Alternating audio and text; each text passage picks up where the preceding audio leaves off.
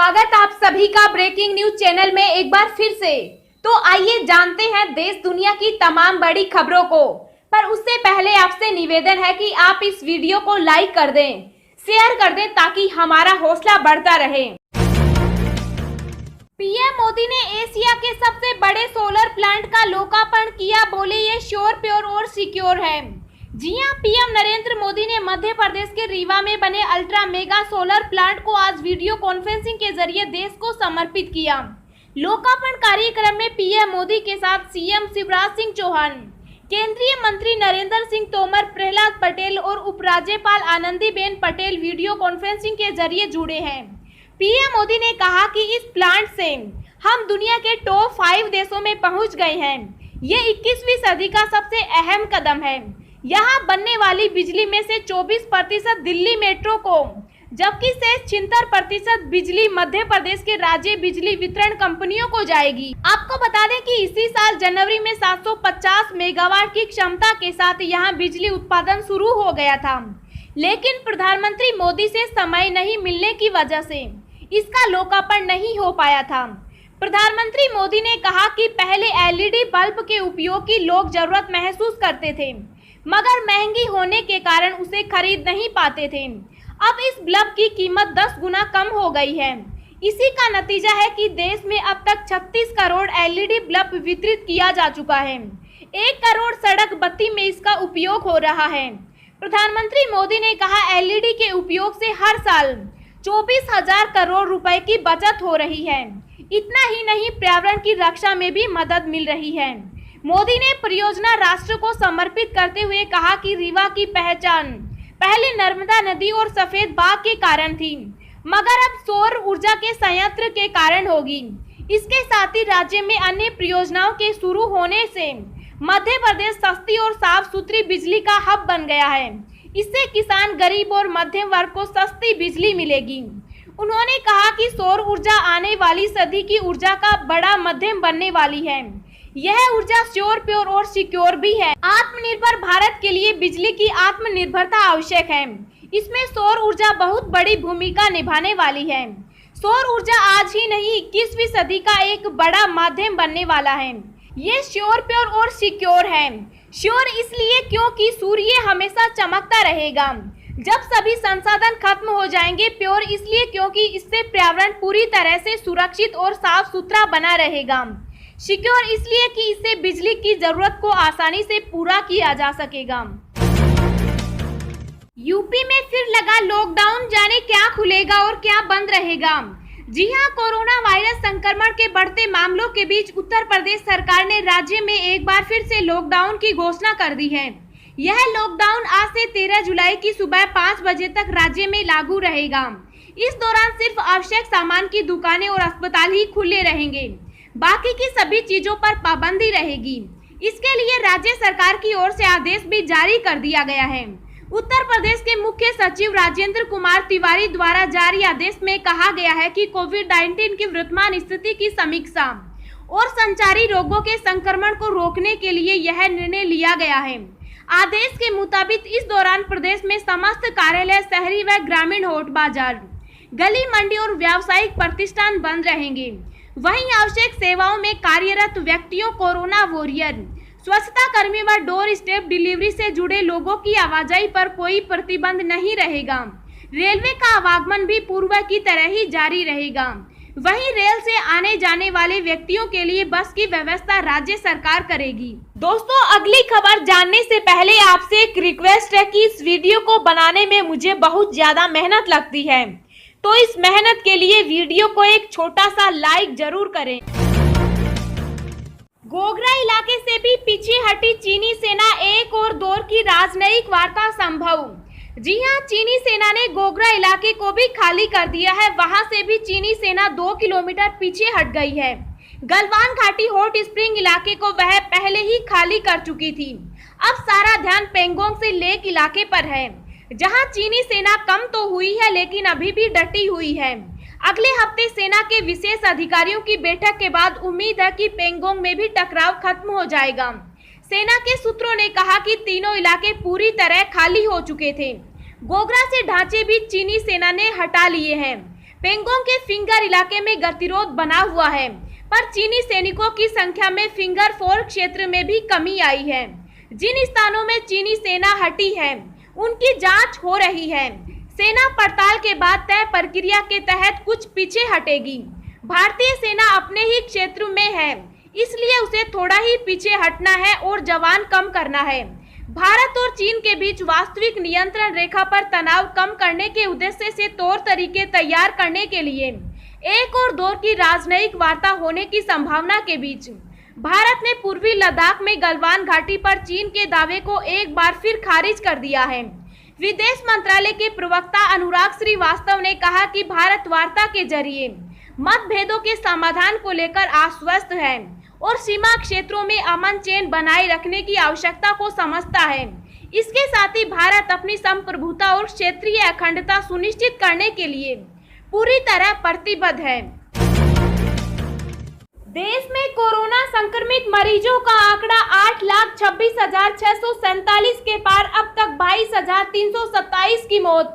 जी हां, देश और दुनिया में कोरोना के केस लगातार बढ़ते ही जा रहे हैं। ताजा आंकड़ों के मुताबिक देश में अब तक 8,26,647 संक्रमण के मामले सामने आ चुके हैं और एक्टिव केस 2,87,221 हैं, जिनमें से अभी तक 22,327 लोग अपनी जान गंवा चुके हैं। वहीं इसके बीच अच्छी खबर ये भी है कि अब तक 5,19,503 संक्रमित मरीज ठीक भी हो चुके हैं। दुनिया भर में कोरोना वायरस की वजह से कुल 5,64,143 लोगों की जान जा चुकी है, जबकि वायरस से संक्रमित लोगों की संख्या 1,25,18,632 हो गई है। इनमें एक्टिव केस 46,78,912 है और खुशी की बात यह है कि अब तक 72,94,577 लोग ठीक हो चुके हैं। पाकिस्तान में कोरोना फैलाने के लिए अमेरिका के खिलाफ $20 अरब का मुकदमा दर्ज। जी हां, पाकिस्तान की एक कोर्ट में अमेरिका के खिलाफ कोरोना फैलाने के लिए $20 अरब का मुकदमा दर्ज किया गया है। कोर्ट ने एक स्थानीय युवक की इस याचिका पर इस्लामाबाद स्थित अमेरिकी उच्चायोग लाहौर में अमेरिकी विदेश मंत्रालय को नोटिस जारी किया है। याचिकाकर्ता कोरोना संक्रमित रजा अली ने लाहौर कोर्ट में याचिका देकर अमेरिका से उसे हुए नुकसान की भरपाई के तौर पर यह राशि मांगी है। इसमें उसने कहा कि पाकिस्तान में कोरोना महामारी फैलने के लिए अमेरिका जिम्मेदार है। याचिका पर संज्ञान लेते हुए सिविल जज कामरान ने इस्लामाबाद के अमेरिकी उच्चायोग लाहौर में अमेरिकी रक्षा सचिव और विदेश मंत्रालय को 7 अगस्त तक जवाब देने के लिए नोटिस जारी किया है। कोर्ट अब 7 अगस्त को इस मामले में सुनवाई करेगा। यूनियन बैंक में मिलेगा बेहद सस्ता लोन, ग्राहकों को लुभाने के लिए आई नई स्कीम। जी हां, होम लोन और ऑटो लोन लेने की सोच रहे हैं तो आपके लिए अब यूनियन बैंक एक शानदार खबर लेकर आया है। इस सरकारी बैंक ने अपने ब्याज दरों में कटौती कर दी है। अगले सोमवार से इस कम ब्याज में लोन लेने का फायदा उठाया जा सकता है। 11 जुलाई से होगी नई दरें लागू। सार्वजनिक क्षेत्र के यूनियन बैंक ऑफ इंडिया ने शुक्रवार को विभिन्न अवधि के लिए सीमांत लागत धन आधारित उधारी दर में 0.20% कटौती की घोषणा की। नई दरें 11 जुलाई से लागू होगी। बैंक ने एक विज्ञप्ति में कहा कि संशोधित 1 वर्षीय MCLR 7.60% की जगह 7.40% होगी। 3 महीने और 6 महीने के MCLR को घटाकर 7.10% और 7.25% कर दिया गया है। पिछले साल जुलाई से बैंक द्वारा लगातार 13 बार दर में कटौती की गई है। इससे पहले देश के सबसे बड़े बैंक SBI ने शुक्रवार को छोटी अवधि के लिए MCLR में 0.05 से 0.10% की कमी की थी। सार्वजनिक क्षेत्र के एक अन्य बैंक इंडियन ओवरसीज बैंक ने सभी अवधि के लिए MCLR में 0.25% तक कटौती की है।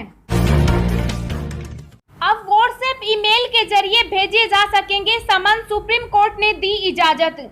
जी हां, कोरोना वायरस की वजह से लागू हुए लॉकडाउन के कारण अब अधिकतर काम डिजिटल हो चला है। सुप्रीम कोर्ट ने भी इस दौरान वीडियो कॉन्फ्रेंसिंग के जरिए कई मामलों की सुनवाई की। अब सर्वोच्च अदालत ने एक और बड़ा फैसला सुनाया है। अब कोई भी समन या नोटिस व्हाट्सएप के जरिए भेजे जा सकेंगे। सुप्रीम कोर्ट ने शुक्रवार को इस बात की इजाजत दी है। अब व्हाट्सएप, टेलीग्राफ के जरिए सम्मन या नोटिस भेजे जा सकेंगे। साथ ही मेल के जरिए भी इसे संबंधित व्यक्ति को भेजा जाएगा। अगर व्हाट्सएप पर ब्लू टिक आता है तो ये मान लीजिए कि रिसीवर ने नोटिस को देख लिया है। गौरतलब है कि इससे पहले फिजिकल तौर पर ही नोटिस और समन भेजे जाते थे। ऐसे में कई बार दिक्कतों का सामना करना पड़ता था। हवा से कोरोना प्रसार पर WHO ने जारी की नई गाइडलाइन, जताई गहन समीक्षा की आवश्यकता। जी हां, शोधकर्ताओं के इस दावे के कई दिनों बाद कि कोरोना संक्रमण हवा में फैलता है। वर्ल्ड हेल्थ ऑर्गेनाइजेशन ने यह बात मानी है, लेकिन संगठन ने कहा कि इस बारे में अभी और रिसर्च एवं सबूतों की आवश्यकता है। संगठन इस मामले पर व्यापक समीक्षा करने के बाद नतीजे पर पहुंचने की बात कही है। अपने नवीनतम ट्रांसमिशन गाइडेंस में WHO ने स्वीकार किया है कि इंडोर भीड़ वाली हवा में संक्रमण का खतरा है, जैसे ग्रुप सिंगिंग के दौरान या फिटनेस क्लासेस में। रिपोर्ट में कहा गया है कि कोरोना वायरस जो कोविड-19 का कारण बनता है, दूषित सतहों के संपर्क में आने या संक्रमित लोगों के साथ निकट संपर्क से फैलता है, जो किसी संक्रमित व्यक्ति के खांसने, छींकने, बोलने या गाने के दौरान लार, श्वसन, स्राव या बूंदों के माध्यम से वायरस को फैलाते हैं। WHO ने यह भी कहा कि वायरस उन लोगों द्वारा फैलाया जा सकता है जिनके पास लक्षण नहीं है। संक्रमित लोग दोनों प्रकार से वायरस फैला सकते हैं, चाहे उनके संक्रमण हो या नहीं। WHO ने दुनिया भर के 200 से अधिक वैज्ञानिकों द्वारा कोरोना वायरस के हवा से फैलने के सबूत को स्वीकार किया है। अब हम आपको अगले 24 घंटों के संभावित मौसम पूर्वानुमान के बारे में बता रहे हैं। अगले 24 घंटों के दौरान असम, मेघालय, अरुणाचल प्रदेश, उप हिमालय, पश्चिम बंगाल, सिक्किम, बिहार, झारखंड और पूर्वी उत्तर प्रदेश में तेज मानसून वर्षा के आसार हैं। उत्तर प्रदेश के मध्य भागों, दक्षिणी कोंकण व गोवा, तटीय कर्नाटक, तेलंगाना, विदर्भ और पूर्वी मध्य प्रदेश में हल्की से मध्यम बारिश के साथ एक दो स्थानों पर भारी वर्षा के आसार हैं। पश्चिमी उत्तर प्रदेश से पूर्वोत्तर भारत, ओडिशा, तटीय आंध्र प्रदेश, तमिलनाडु, रायलसीमा, केरल, आंतरिक कर्नाटक, मध्य महाराष्ट्र, पश्चिमी मध्य प्रदेश और गुजरात के कुछ हिस्सों में हल्की से मध्यम बारिश के आसार हैं। दक्षिण और पूर्वी राजस्थान, जम्मू कश्मीर, हिमाचल प्रदेश में हल्की बारिश हो सकती है।